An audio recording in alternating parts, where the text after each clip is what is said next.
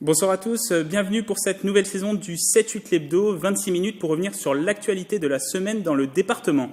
Au sommaire de cette édition, la venue de la ministre au campus automobile de Guyancourt.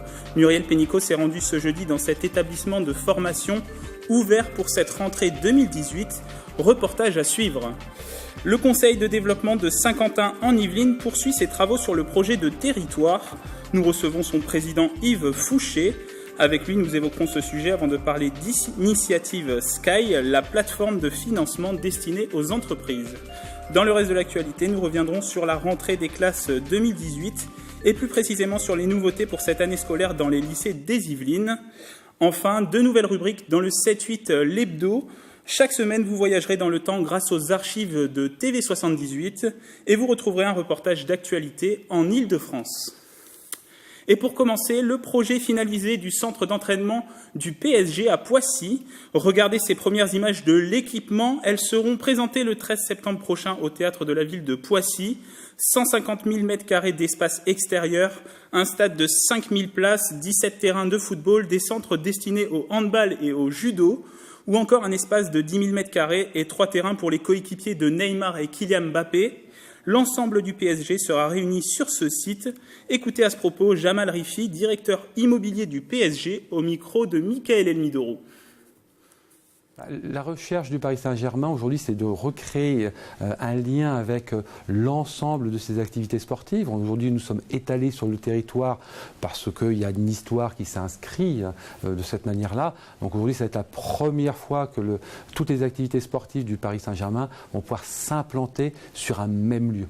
Donc c'est vrai, on espère qu'il y aura des échanges entre les handballeurs, des échanges avec les judokas, des échanges avec les plus jeunes et les moins jeunes. On aura des grands professionnels avec des jeunes débutants. Et pour nous, c'est important de créer cette communauté-là. Pour sa toute première rentrée, le campus des services de l'automobile et de la mobilité à Guyancourt a reçu la visite de la ministre du Travail Muriel Pénicaud. Du pré-apprentissage au diplôme d'ingénieur, le campus regroupe de nombreuses formations.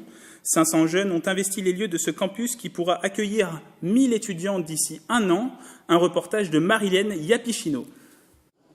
Pour la rentrée, la ministre du Travail Muriel Pénicaud a décidé de visiter des centres de formation. Le tout nouveau campus des services de l'automobile et de la mobilité de Guyancourt était le candidat idéal. Étudiants et apprentis ont pu échanger avec elle et lui expliquer le contenu de leur formation. Et là, on est dans l'une des phases clés de la vente d'une voiture, c'est la reprise. Le site de 12 000 m² accueille pour cette rentrée 500 jeunes. D'ici 3 ans, ils seront 1000 à pouvoir se former dans tous les domaines du commerce et de la maintenance, auto, moto et vélo. Au total, 16 familles de métiers représentées. Le fait de faire un campus, j'y crois beaucoup, c'est où on trouve en même temps des apprentis du CAP jusqu'à l'ingénieur, des personnes en formation continue, en réinsertion, des personnes en situation de handicap, des filles dans l'automobile, voilà, toutes les diversités. 30 millions d'euros ont été injectés dans le projet, financé par l'Association nationale pour la formation automobile et la région Île-de-France. De quoi avoir des outils de pointe et se préparer à l'évolution du secteur. En plus, c'est axé sur tout ce qui est l'environnement. C'est ce qui nous attend demain avec les véhicules électriques, hybrides. Donc on a beaucoup de moyens mis à notre disposition. 4 établissements de formation différents sont présents sur le campus, ce qui nourrit et facilite les ambitions du bac pro jusqu'au diplôme d'ingénieur. Toute la formation que j'ai envie de suivre pourrait être effectuée ici. Donc c'est juste génial, quoi. Une future main-d'œuvre de qualité pour le secteur des services de l'automobile qui représente plus de 130 000 entreprises. Sur notre plateau, Yves Fouché nous a rejoint. Bonsoir. Bonjour. Alors vous êtes le président du CODESCI, le Conseil de développement de Saint-Quentin en Yvelines. C'est une instance de consultation pour la collectivité saint-quentinoise. Alors vous avez notamment été saisi pour contribuer au projet de territoire. Vous avez sorti 2 thématiques de ce projet. C'est les jeunes et l'identité du territoire. Alors là, on vient de voir un sujet où la ministre du Travail, Muriel Pénicaud, a visité un campus automobile. C'est un nouvel établissement sur le territoire, un établissement de formation au métier de l'automobile. Ça va dans le bon sens, justement, pour attirer les jeunes sur le territoire. C'est une excellente initiative, mais pas que pour attirer les jeunes sur le territoire. Je crois que ce campus est un peu dédié à l'apprentissage et c'est une voie absolument royale. Donc on est très loin maintenant des études théoriques. Et puis j'ai aussi entendu qu'il s'agissait d'un campus qui commençait au bac professionnel pour aller certes jusqu'au métier d'ingénieur, mais on a beaucoup besoin de techniciens de niveau bac professionnel, BTS, et donc c'est plus qu'une bonne initiative, oui. Alors, quelles sont les problématiques que vous avez identifiées justement dans le cadre du projet de territoire concernant les jeunes et l'identité du territoire ? Alors, concernant les jeunes, c'est dans le projet de territoire d'une part, mais aussi sur un travail que nous avons fait sur le PLHI, le plan local de l'habitat, et nous avons constaté une donnée démographique incontestable, c'est que à Saint-Quentin, sur le territoire de l'agglomération, la population jeune décroît depuis une bonne dizaine d'années, pendant que malheureusement la population des seniors s'accroît. Donc, si on veut avoir un équilibre biologique, mais pas que, et si on veut continuer d'avoir des entreprises, il faudrait qu'il y ait plus de jeunes. Et donc, on est en train de travailler avec une enquête qui va être sur le site de Saint-Quentin en Yvelines très prochainement pour trouver les motivations. Bon, on en a quelques-unes. Il y a des problématiques d'éloignement, des problématiques de transport, des problématiques de vie sociale. Mais bon, tout ça, c'est des affirmations. Ce qu'on veut, c'est avoir, au travers de l'enquête, des résultats précis pour pouvoir apporter des propositions à l'agglomération et aux élus. Alors justement, vous évoquez des propositions. Est-ce que vous avez déjà des pistes ? Honnêtement, tant que l'enquête n'est pas finalisée, ce serait malhonnête. Les explications que l'on donne, je vous les ai données aussi, c'est essentiellement des problématiques de vie sociale et de mobilité. Parce que, par exemple, beaucoup de jeunes disent c'est bien d'aller au cinéma à Paris, par exemple, même s'il y a un très bon cinéma à Saint-Quentin, mais quand vous revenez de Paris à 11h du soir et que vous n'habitez pas à proximité de la gare, c'est parfois compliqué de rentrer chez soi. Donc, il y a un certain... Mais je ne veux pas rentrer dans des détails. On finit l'enquête et ça me fera plaisir de venir vous donner le détail de ces résultats et des préconisations que l'on pourra formuler. Et concernant l'identité du territoire, alors identité du territoire, déjà, est-ce que vous pouvez rendre concret cette notion ? Alors, on a travaillé, comme vous le disiez, sur le projet de territoire avec un grand P qui est la vision de Saint-Quentin à 20-30 ans. C'est quelque chose d'un peu ambitieux, mais le président de Saint-Quentin nous a sollicité pour ça. On a fait un très important travail qui a abouti à une proposition qui a retenu tout à fait l'attention des élus, mais au fond, on s'aperçoit que Saint-Quentin, oui, c'est un territoire d'innovation, oui, c'est un territoire d'habitat familial, en tout cas ça l'était historiquement, mais c'est aussi l'agglomération de 12 communes qui gardent chacune leur identité et ce que les membres du Codeski, qui représentent des habitants, du monde associatif, souhaiteraient qu'il y ait une vraie image de Saint-Quentin. Et on trouve que Saint-Quentin en Yvelines, on ne sait pas trop bien ce que c'est. On connaît Guyancourt, on connaît Montigny, on connaît Plaisir, on connaît parce qu'il y a le technocentre, parce qu'il y a un centre commercial, on connaît les communes, mais on connaît moins Saint-Quentin en Yvelines. Alors peut-être que la Ryder Cup va permettre de lancer définitivement l'image et l'identité territoriale de Saint-Quentin, qui est à la fois un territoire à vivre, un territoire d'entreprise, mais il faut qu'on fasse bien monter la bonne mayonnaise. Un territoire qui est représenté par des élus. Alors les élus de Saint-Quentin-en-Yvelines, ce sont des élus finalement issus des communes. Oui. Vous, le Codeski, vous êtes une instance de consultation. Vous êtes 96 membres issus de la société civile. Absolument, 96 représentants des 12 communes. En fait, un conseil de développement, c'est un organe légal pour toutes les agglomérations de plus de 20 000 habitants. Donc Saint-Quentin l'a bien dépassé depuis longtemps. Et donc les 96 membres sont désignés pour moitié par le président de Saint-Quentin-en-Yvelines et pour l'autre moitié par des représentants des 12 communes. Donc c'est bien tout le territoire qui est représenté. Et puis, je vous l'ai dit, des habitants, le monde associatif, des entreprises, des personnalités. Et les élus, vous les rencontrez. On va voir des images de l'an dernier, l'édition 2017. Les rencontres annuelles avec les élus, le Codeski élus. L'année dernière, la thématique, c'était la Smart City. Alors cette année, est-ce que vous avez déjà une thématique ? Absolument. Cette année, les rencontres auront lieu le 22 novembre. Elle se prépare. Et le thème est en parfait lien avec le campus de l'automobile, puisque on s'intéresse toujours à la jeunesse et à la formation, à l'emploi sur le territoire, mais plutôt autour du niveau bac, bac -2, bac +2, c'est-à-dire BTS, brevet professionnel, bac professionnel, parce qu'on a fait aussi le constat que les entreprises cherchent des collaborateurs, mais qu'au fond, ce n'est pas seulement des ingénieurs, et puis que de toute façon, tous les jeunes cinquantinois ne seront pas ingénieurs, ce n'est pas leur faire offense, et donc on veut voir et améliorer tout ce qui peut être fait autour de ce niveau de formation. Alors, en plus de votre fonction au sein du Codeski, vous êtes président de la plateforme Initiative Sky, un outil de financement destiné aux dirigeants d'entreprises.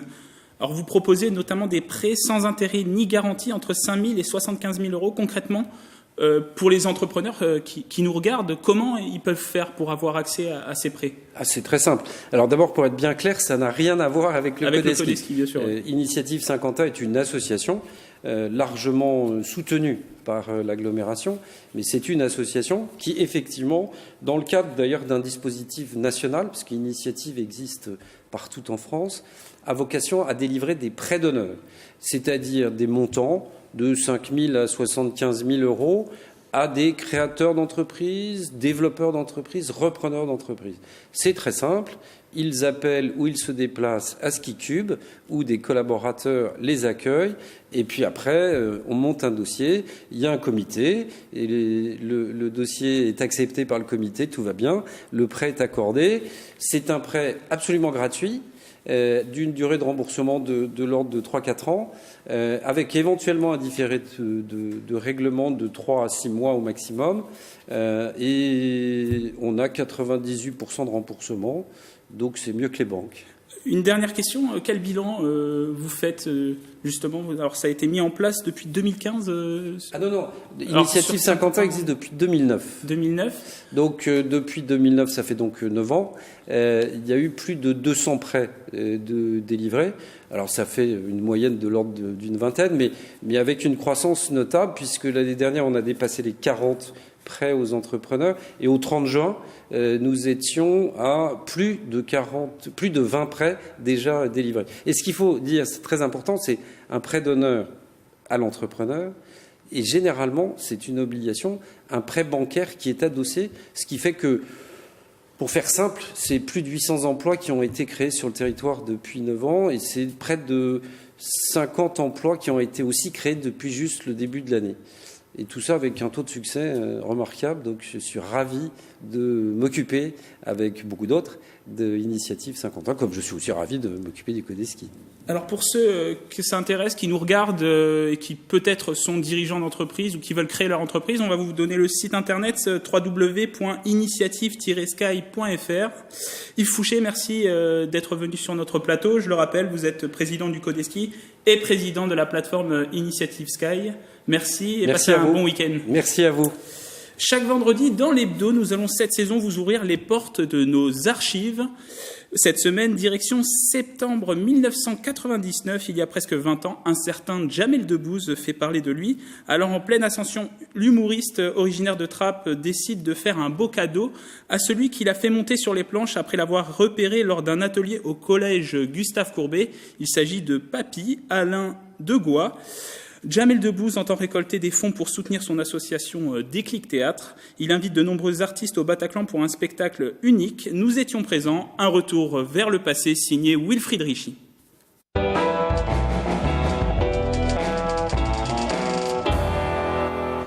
Plongeons donc dans les archives de TV 78. Cette semaine, direction 1999. C'était il y a presque 20 ans et un certain Jamel Debbouze faisait parler de lui en ce mois de septembre. Alors en pleine ascension, l'humoriste originaire de Trappes décide de faire un beau cadeau à celui qui l'a fait monter sur les planches après l'avoir repéré lors d'un atelier au collège Gustave Courbet. Alain Degois dit Papy. Jamel Debbouze entend récolter des fonds pour soutenir son association Déclic Théâtre. Il invite de nombreuses personnalités au Bataclan pour un spectacle unique. Nous étions présents. Je vous laisse redécouvrir cette séquence. Je viens faire mon spectacle, tranquillement, gentiment. Je suis même pas payé en plus ce soir.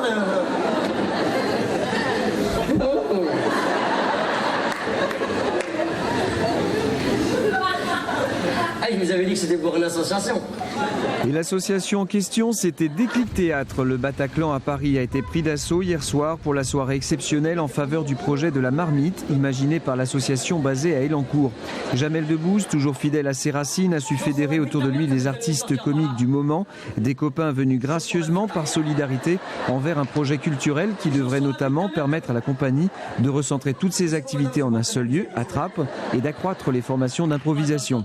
Dieudonné, Gad Elmaleh, Eric et Ramzy, Pierre Palmade et Jamel s'en sont donnés à cœur joie durant près de 3 heures. Le sentiment, c'est ça, c'est ce retour de Jamel par rapport à où il vient, à Trappes, à Saint-Quentin et tout ça. Donc c'est super, quoi. Le sentiment de ne pas avoir bossé pour rien depuis 10 ans, quoi, aussi. Qu'on peut continuer et que Jamel, encore une fois, nous dit lâchez pas les gars et continuez, quoi. C'est vraiment un nouvel élan qui arrive. On a envie de dire des nouvelles choses, des choses qu'on n'a jamais pu dire avant. Et par le biais de la scène et par le biais de ces comiques, on va le faire et on va le dire. Le public, composé en grande partie de jeunes venus de Saint-Quentin, mais aussi de toute la région parisienne, n'a pas hésité à suivre Jamel pour aider Déclic Théâtre. Bilan de l'opération, près de 200 000 francs récoltés pour la marmite. Super. C'était bien. La salle était vraiment comblée et je pense que c'est une très bonne opération. Il y a une vraie intention heureuse de faire rire. Tous les gens sont venus pour ça et on s'est bien marré. Et en plus, il y avait une espèce d'émotion, de solidarité. C'est bien, c'est toujours bien ça. J'étais un pote, puis on écrit ensemble un scénario, donc je suis venu le voir. Je connais la plupart des gens qui étaient là, je les aime bien. Je suis venu avec plaisir voir ces gens-là, quoi. Demain, dans notre page culture, nous reviendrons sur cette soirée avec de larges extraits du spectacle.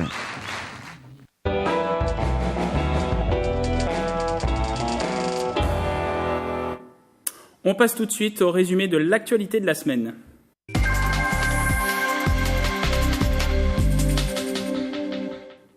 En début de semaine, plus de 300 000 écoliers, collégiens et lycéens ont effectué leur rentrée.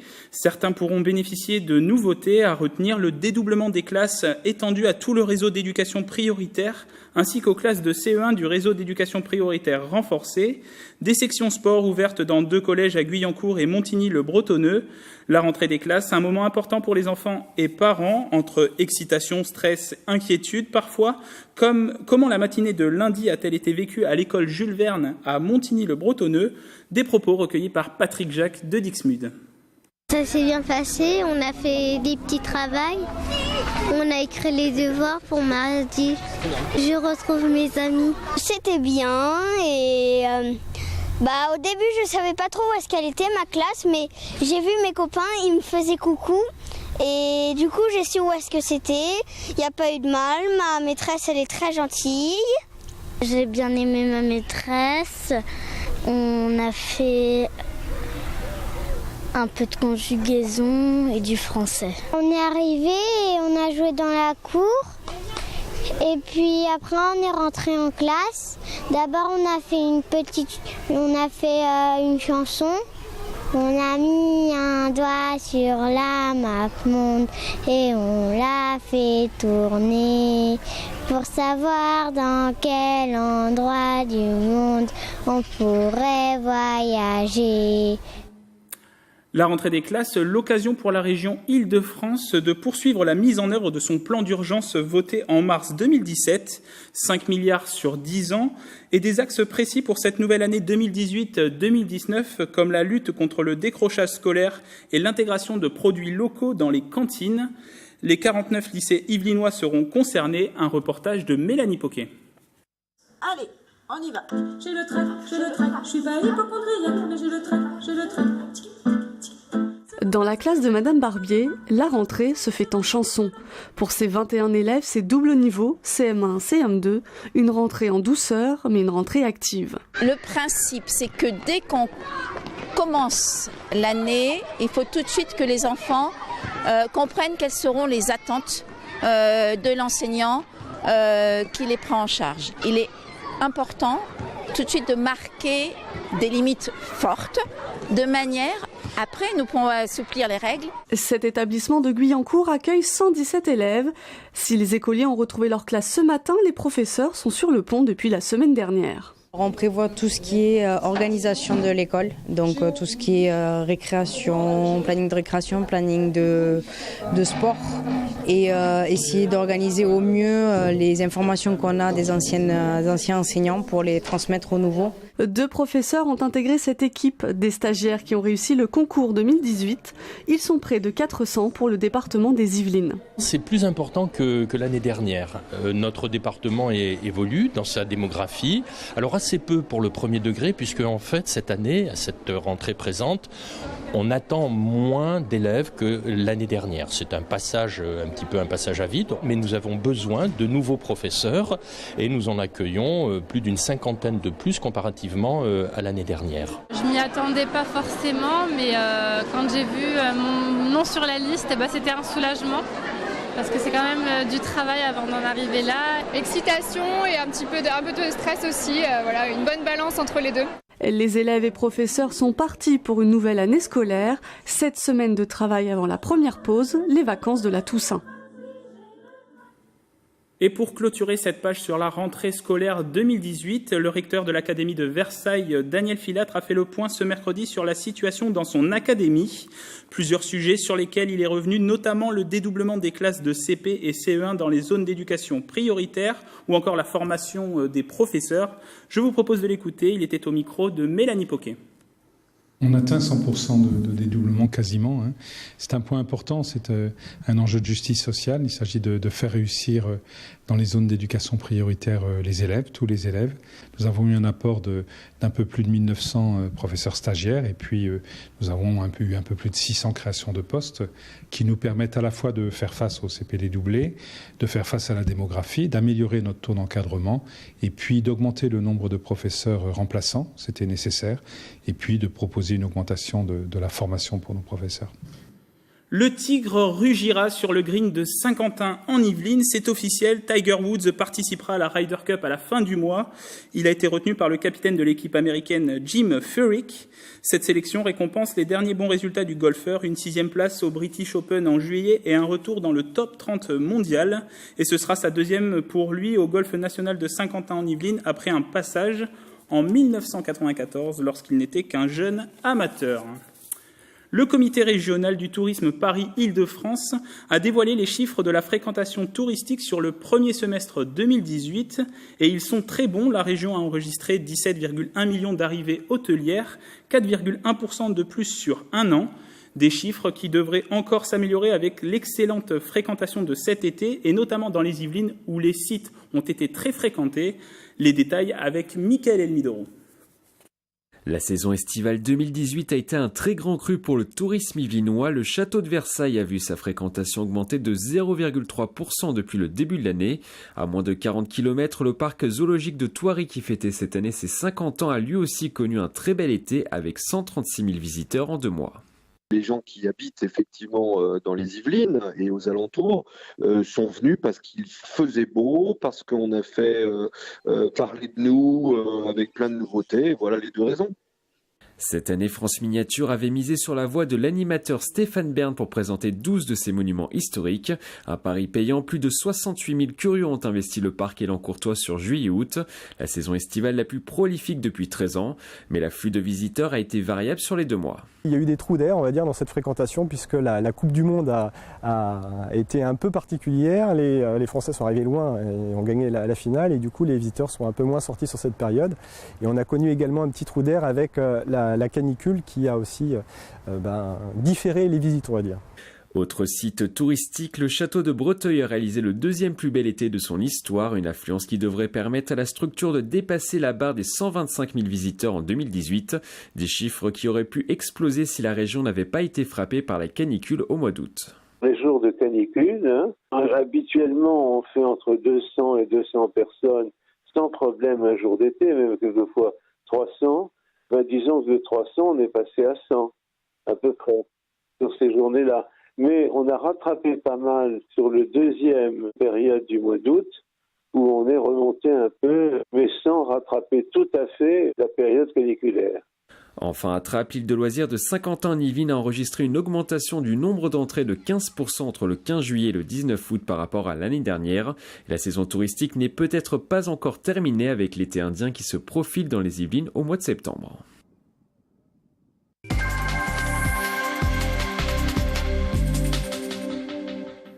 « 200 agents de sûreté seront déployés progressivement dans les bus de la Grande Couronne. Le rôle de ces agents, assurer la sécurité des passagers, du personnel et du matériel. Ainsi, la région souhaite renforcer davantage la sécurité dans les transports en commun. Un reportage de nos confrères de Via Grand Paris.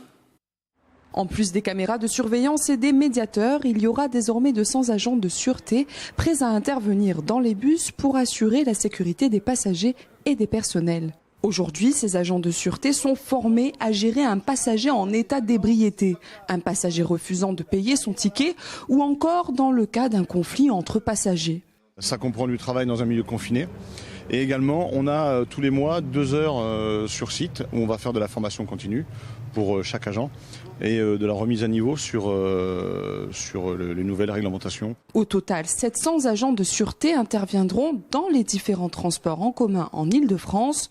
Ils seront 200 à se déployer exclusivement dans les bus de Grande Couronne. Pour la présidente de la région, Valérie Pécresse, l'arrivée de ces nouveaux agents de sécurité est une priorité en Île-de-France. Nous avons besoin de présence humaine en plus de la vidéoprotection. Et moi, c'est mon message, c'est qu'il y a beaucoup d'emplois à créer aujourd'hui pour faire de la sécurité de proximité. Nous devons être au rendez-vous parce que la sécurité, ça ne sera jamais que de la technologie. C'est donc équipé de gilets pare-balles, de gants de sécurité et de casques, pour certains, que les agents de sûreté assureront la sécurité du personnel et des passagers. Pour cet ancien conducteur de bus, le changement est radical. Lorsque des personnes rentrent seules à 22 heures, ils ne se sentent pas spécialement en sécurité. Et du fait que maintenant il y a les agents de sûreté qui sont sur le réseau, ces personnes-là prennent plus facilement les transports en commun pour rentrer chez elles. Pour l'heure, l'objectif de recrutement des 700 agents n'est pas encore atteint. Les autorités soulignent une carence dans les métiers de la sécurité en Île-de-France. Un constat alarmant qui encourage la région et le gouvernement à mettre en place des campus des métiers de la sécurité à Melun et Argenteuil afin d'attirer davantage de postulants. C'est la fin de ce numéro du 7-8 l'hebdo. Merci de nous avoir suivis. Passez un excellent week-end.